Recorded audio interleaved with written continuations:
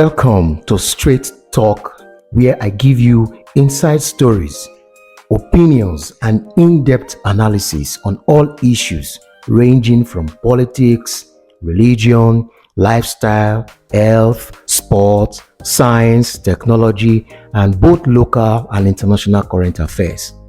My opinions are grounded in realism, backed by facts, and focused on practicality. You might find some of my views controversial or different from your own or common beliefs, but I promise they will always aim to be thought-provoking and insightful. I encourage you to engage with my content. If there is anything in my video or opinion that you believe should be fact-checked or revisited, don't hesitate to bring it to my attention in the comment section. To be one of those who get notified every time I drop a video, pause this video, tap on the channel profile picture, subscribe to this channel, then continue watching. Thank you. Welcome to my forum. Let's go back to the subject, CNG conversion, why the Nigerian Federal Government is rushing its implementation. In the face of rising petrol and diesel costs, there seemed to be a wave of an idea sweeping across Nigeria. The idea of converting gasoline-powered vehicles to run on compressed natural gas, CNG, as an alternative. The Nigerian economy is in shambles, with the cost of everything skyrocketing. Now, desperate for a less expensive fuel option, Nigerian vehicle owners, both commercial and private, are taking up the federal government's offer to convert their vehicles to CNG. Even though the government acts as if they have no hand in the rising cost of petrol and promotes CNG conversions as the best alternative, they are not being entirely sincere. And I am about to tell you why. Stay with me. The push for CNG is an imported idea, but the real reason countries like the US, China, Germany, Japan, India, Iran, and others are moving in this direction is climate change. They need to shift from pollution to cleaner energy, as petrol and diesel vehicles produce carbon emissions that pollute the atmosphere. That's why there is now a global shift to electric and CNG vehicles, which are considered cleaner and produce little to no carbon emissions. However, the weather in most of these countries is favorable for CNG, and they didn't rush into it. They rolled it out in phases, taking time to design and implement safety measures, as there are significant risks with liquefied gas, like handling, transportation, storage, safety infrastructure, and emergency response, among others. CNG is not just any ordinary fuel or energy source, and the Nigerian government knows this. But for reasons I will explain in this video, they just don't care that much. First, let me tell you about the risks associated with CNG. I won't bore you with too many statistics, but I will use examples you can relate to. If you haven't heard about or read news of gas-related explosions in Nigeria, you should look it up. Just Google it. I will give you a few examples. Abule Ado explosion, March 15, 2020. In Lagos, when a truck crashed into gas cylinders near a vandalized gas pipeline, causing a massive explosion.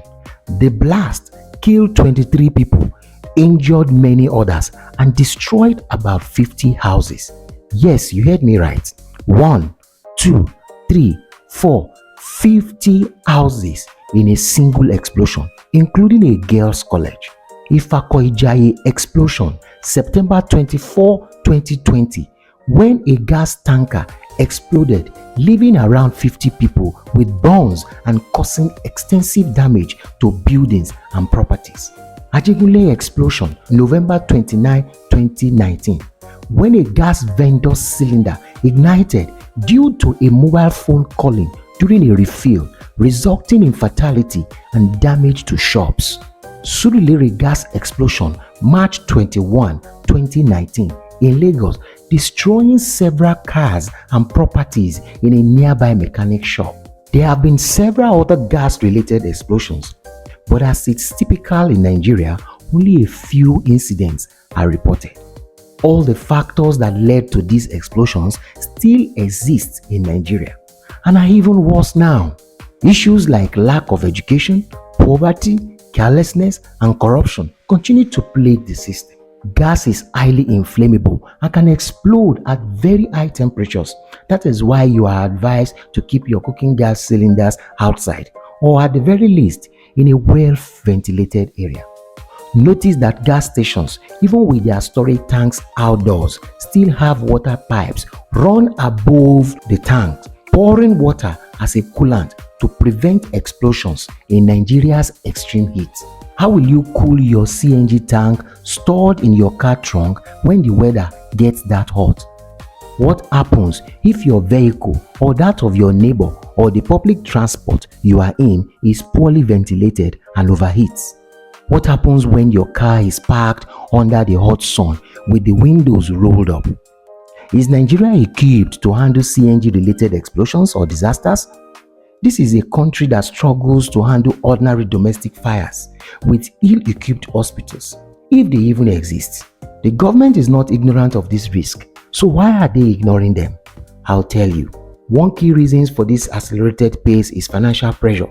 Nigeria's economy is struggling and the government is eager to secure foreign loans and investments. International creditors, particularly from Arab nations with abundant gas resources, are ready to offer financial support, provided Nigeria can create a robust CNG market.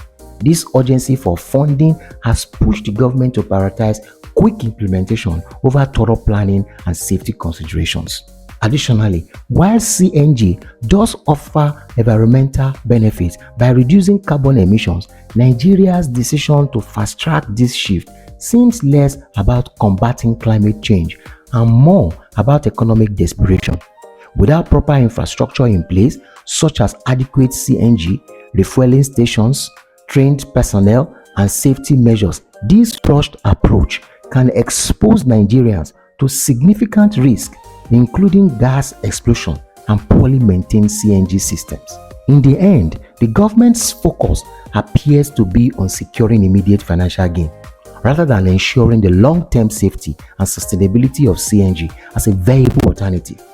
The haste in implementation raises concerns about whether Nigeria is truly ready for this transition, or if the public will bear the brunt of potential failures and hazards. But before the inevitable disasters begin, here is a warning for you. Be vigilant. And do not forget to subscribe to my channel. Thumbs up on this video. Thank you and see you again on my next video.